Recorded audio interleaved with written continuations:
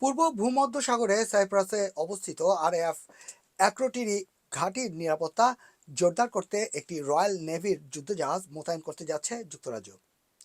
প্রধানমন্ত্রী sir care Starmer বলেছেন, ইরানকে ঘিরে যুক্তরাষ্ট্র ইসরায়েল যুদ্ধ ক্রমশ তীব্রতর হওয়ায় টাইপ 45 ডেট্রয়ার এইচএমএস ড্রাগনকে ওই অঞ্চলে পাঠানো হবে। ড্রোন হামলা মোকাবেলার জন্য মার্টলেট ক্ষেপণাস্ত্রে সজ্জিত দুটি রয়্যাল নেভির ওয়াইল্ডক্যাট হেলিকপ্টারও পাঠানো হচ্ছে। এর একদিন আগে সাইপ্রাসে অবস্থিত ব্রিটিশ বিমান ঘাঁটি আরএএফ অ্যাক্রোটিরি এর রানওয়েতে একটি ড্রোন আঘাত হানে। প্রতিরক্ষা মন্ত্রণালয় এমওডি মড জানায় এতে সামান্য ক্ষতি হয়েছে। মড আরও জানায়, গত 24 ঘন্টায় ইরাক, জর্ডান ও কাতারে যুক্তরাজ্যের সশস্ত্র বাহিনী ড্রোন ভূপাতিত করেছে।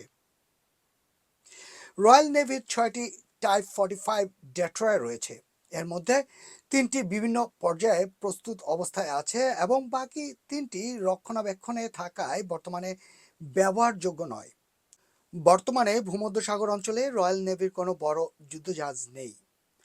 মঙ্গলবারের শুরুতেই ধারণা করা হয়েছিল এইচএমএস ডানকানকে মোতায়েন করা হতে পারে, তবে স্যার কেয়ার স্টারমার এটি নিশ্চিত করেন যে এইচএমএস ড্রাগনই পাঠানো হবে। তিনি বলেন, যুক্তরাজ্য সাইপ্রাস এবং সেখানে অবস্থানরত ব্রিটিশ সামরিক সদস্যদের নিরাপত্তায় সম্পূর্ণ প্রতিশ্রুতিবদ্ধ।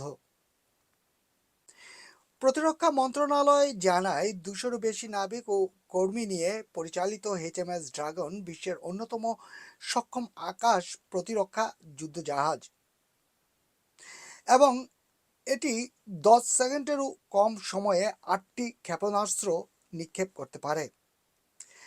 প্রতিরক্ষা মন্ত্রী জন হিলি বলেন, পূর্ব ভূমধ্যসাগরে আমাদের প্রতিরক্ষামূলক উপস্থিতি আরও জোরদার করতে আমরা দ্রুত পদক্ষেপ নিচ্ছি।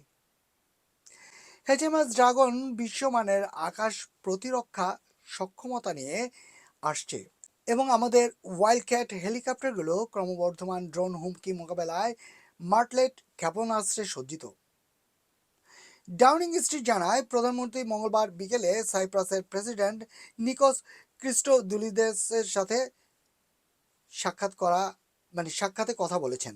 একজন মুখপাত্র বলেন, রবিবার সন্ধ্যায় অ্যাক্রোটিরিতে মঙ্গলবার সন্ধ্যায় অ্যাক্রোটিরিতে আরএফ ঘাঁটিতে ড্রোন হামলায় তিনি ক্ষোভ প্রকাশ করেছেন। মোহাম্মদ মাসুদ জামান, এইচবি অনলাইন, লন্ডন।